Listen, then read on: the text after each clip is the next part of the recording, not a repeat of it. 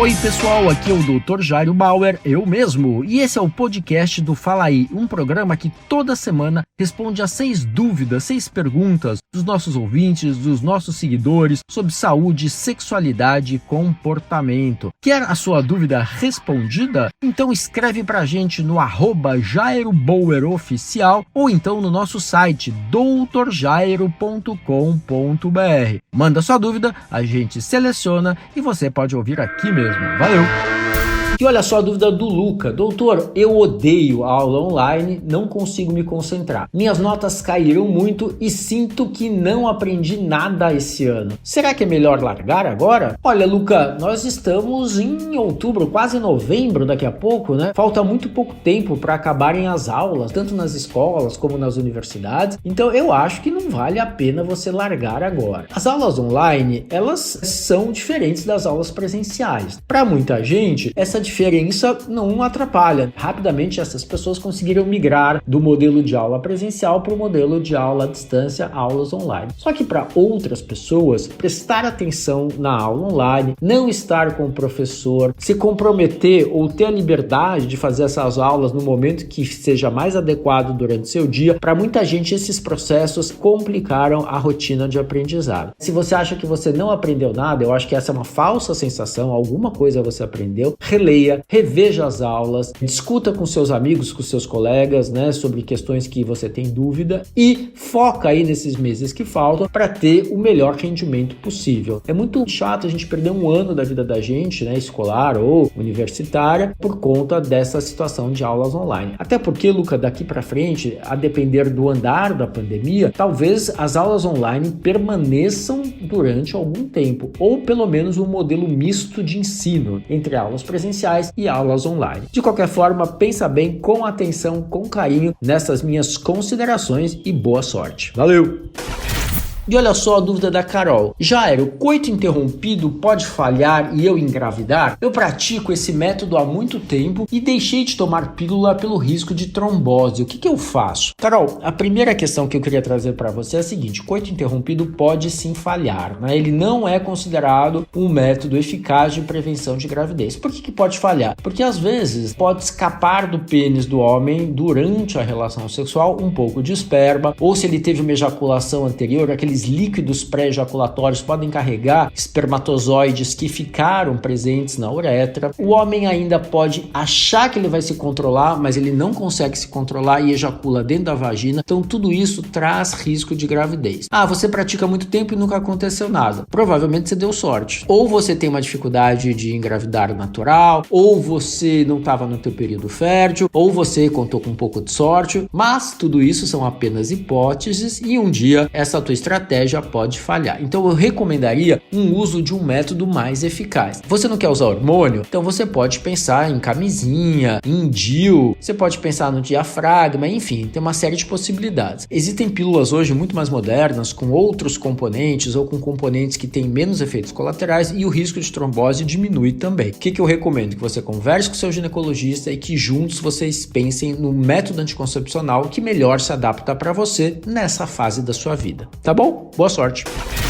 E olha só a dúvida do Alê. Jairo, depois de um assalto comecei a encanar muito e não consigo sair sozinho. Com a pandemia, isso piorou. O que você recomenda? Alê, muitas pessoas depois de uma experiência traumática, elas passam a desenvolver um certo receio, um certo medo de sair sozinhas na rua, até muitas vezes de sair acompanhadas na rua. Ao sair, a pessoa revivencia aquela situação de perigo, de risco, de medo. É como se você ficasse em alerta o tempo inteiro. Isso promove uma situação bastante desagradável para a sua vida, para o seu dia a dia, para as suas emoções. Com a pandemia, você ficou mais tempo em casa e isso talvez tenha reforçado esse mecanismo. O que eu recomendo, Ale? Que você comece a entender melhor a importância de olhar para suas emoções e de planejar o que você vai fazer daqui para frente. O que eu acho que é importante? Talvez começar a sair e nessas primeiras saídas você contar com suporte, com apoio de alguém que você confia, de um amigo, de uma amiga, de um familiar. E se isso não estiver funcionando, eu recomendaria que você procurasse um profissional de saúde mental, um psicólogo, eventualmente um psiquiatra, para avaliar com você o quanto isso está te incomodando, o quanto isso está interferindo na tua vida, e a partir daí, então, você tem um diagnóstico, um acompanhamento, um tratamento para que você possa retomar a tua vida normal, tá bom? É isso aí. Abraço, boa sorte. E olha só a dúvida do Tônio. Jairo, eu depilei a região do pênis com uma maquininha e arranhou um pouco a pele. Naquele dia, tive uma relação com camisinha. Será que tem risco de doença? Olha, Tônio, se você teve só um arranhão na pele por conta do uso da maquininha e usou camisinha na tua relação sexual desde o começo da relação sexual, o risco de uma IST, de uma infecção transmitida pelo sexo, é muito pequeno. Ou seja, você estava protegido, o pênis, a uretra, a glande, enfim, as mucosas estavam devidamente protegidas, e essa é a principal porta de entrada dos agentes que eventualmente podem provocar uma infecção sexualmente transmissível. Mas e se na minha pele, por causa da maquininha, ficou alguma porta de entrada para algum micro-organismo? Bom, lembrar que a base da pele do pênis e do saco escrotal tem um contato muito mais limitado, né, com a mucosa da sua parceira, então só por isso o risco já é menor. Depois, uma boa higiene com água e sabão também reduz muito a chance de qualquer outro tipo de infecção. Então fica tranquilo, e das próximas vezes, talvez depilar um dia antes de você fazer sexo, né? Você se programa um pouquinho mais para não ficar tão encanado com essa situação, tá bom? Boa sorte! E olha só a dúvida da Silvia. Jairo, minha mãe passou a me controlar muito mais com a pandemia. Ela não larga do meu pé. O que eu faço para escapar dessa situação? Silvia, eu não sei qual a sua idade, qual a idade da sua mãe, mas o que você está contando pra gente é uma situação muito comum nesses últimos meses de pandemia e de isolamento social. Pais e filhos passaram a ficar muito mais tempo juntos, e aí a liberdade que você tinha, a autonomia que você tinha, os controles muito mais frágeis que você tinha, de uma hora para outra tudo mudou. Então tua mãe tá mais em cima, tá controlando mais, você tem menos autonomia, você tem menos liberdade. E às vezes é complicado a gente mudar essa situação, já que a gente tá convivendo com as outras pessoas da família da gente o tempo todo. O que eu recomendaria, Silvia? Senta com a tua mãe e conversa. Explica que você tem responsabilidade, que você sabe cuidar da tua vida, que você se responsabiliza ou pode se responsabilizar pelos seus atos, que você tem controle, você tem uma gerência sobre a sua vida emocional e sua vida prática, e que você quer continuar a ter a tua autonomia e a tua liberdade. Acho que isso é muito importante. Se a gente conversa com jeito, se a gente discute, se a gente debate, se a gente coloca claramente as nossas posições, fica muito mais difícil da tua mãe querer te controlar o tempo todo, tá bom? Boa sorte!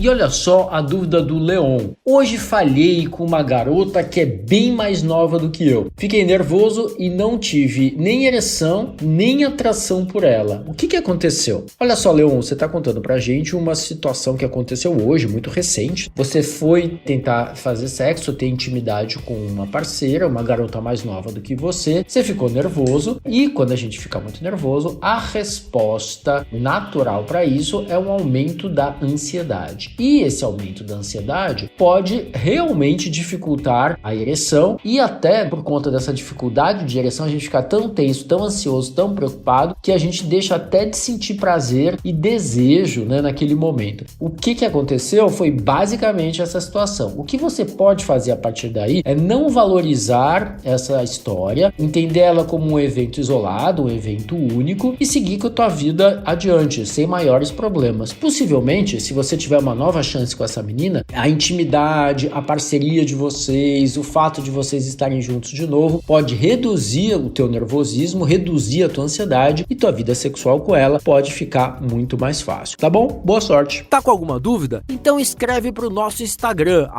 @JairoBauerOficial, ou ainda pro nosso site, doutorjairo.com.br. É isso aí!